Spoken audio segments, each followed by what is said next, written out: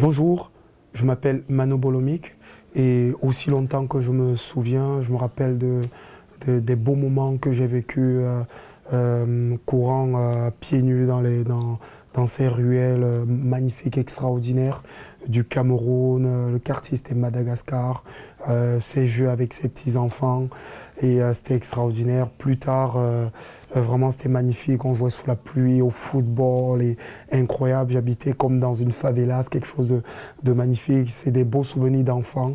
Quelque temps après, ça a commencé à être compliqué parce que ma mère m'a eu à 17 ans et à l'âge de l'adolescence, ça a été vraiment difficile pour moi parce que je me suis rendu compte du vide affectif avec lequel j'ai grandi. Je n'ai pas eu mon père et j'ai grandi juste avec ma mère.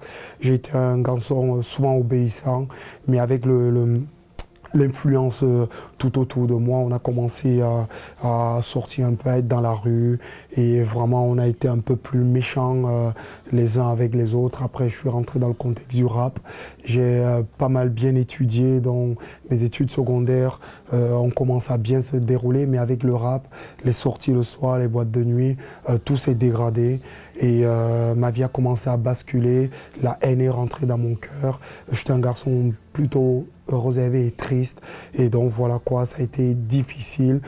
Quelque temps après, vraiment le souvenir marquant que j'ai vraiment de ma vie, c'est je me voyais sorti de mon lycée et je venais d'être exclu du lycée par le proviseur parce que j'avais fait le mur et j'avais passé par-dessus le portail, c'était interdit et il m'a exclu. Et je me rappelle qu'en marchant dans la rue, je me rappelais mon enfance, je me souviens de ma mère et toute sa souffrance, le contexte dans lequel j'étais né. Je venais de tout rater. L'école, c'était la seule chose qui me maintenait dans une vie à peu près normale, en plus des sorties horribles que je faisais le soir. Et donc là, j'étais vraiment perdu. Je venais de tout rater. J'avais espoir sur les études, de sortir du ghetto et d'aider ma famille quelque part. Et donc, dans ce sentiment d'échec, je ne suis pas rentré chez moi. Je suis allé voir un ami et il m'a dit qu'il était chrétien. Il m'a proposé la prière. Et pourtant, j'avais l'habitude d'entendre parler de prière puisque je suis né dans un contexte un peu religieux, un peu musulman, un peu catholique, un peu protestant. Mais ce jour-là, il me proposait une particularité de recevoir Jésus. Je ne savais pas ce que ça voulait dire, mais je me suis senti quelque part attiré. J'avais essayé plein de choses. Et là, on s'est mis à genoux simplement. Il m'a demandé de prier. Et j'ai prié. J'ai dit Jésus, je ne te connais pas, si tu existes, viens dans mon cœur, change ma vie, en fermant les yeux fortement. Et je peux juste vous le décrire ce qui s'est passé, c'est qu'une paix extraordinaire a rempli mon cœur. J'ai eu un amour et vraiment, vraiment quelque chose de fort. J'ai ressenti un amour de Dieu. J'ai vraiment ressenti qu'il avait pardonné mes fautes et mes péchés. Et mon ami m'a expliqué que Christ est mort sur la croix pour moi. Vraiment, je l'ai cru en ce moment. Et je suis rentré chez moi, j'avais un petit Nouveau Testament que j'ai lu.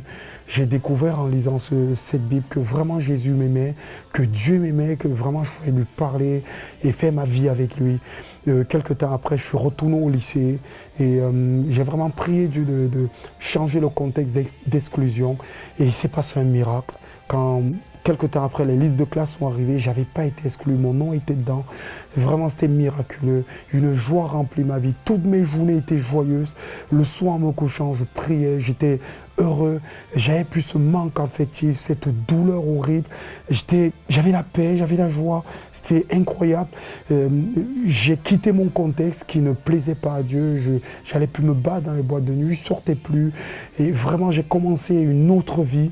Et plus tard, j'ai rejoint une église aussi qui était évangélique, vivante, joyeuse. J'ai eu vraiment la paix autour de moi. J'ai rencontré beaucoup d'autres amis. Et vraiment, c'est incroyable. Ma vie, elle a changé.